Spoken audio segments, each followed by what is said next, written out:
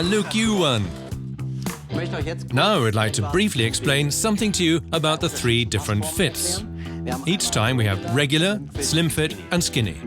And there are 3 important basic measurements with which you can quite easily tell a pair of trousers or a fit apart. To start with, we will speak about the foot width, which of course determines how tightly such trousers fit.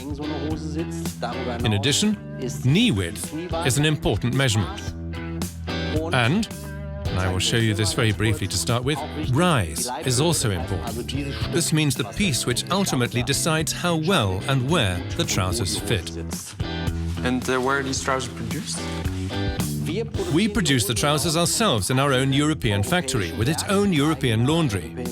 And everything with a view to fair trade, very important. What do you mean by fair? Good question. So fair for us is first and foremost that the employees who manufacture these trousers are satisfied. This means we ensure that employees are paid according to the wage level of the country, that they can take sufficient breaks, and that overall working conditions are basically good for the people who manufacture the trousers for us there. Now we can begin the next race again. Next race, boys!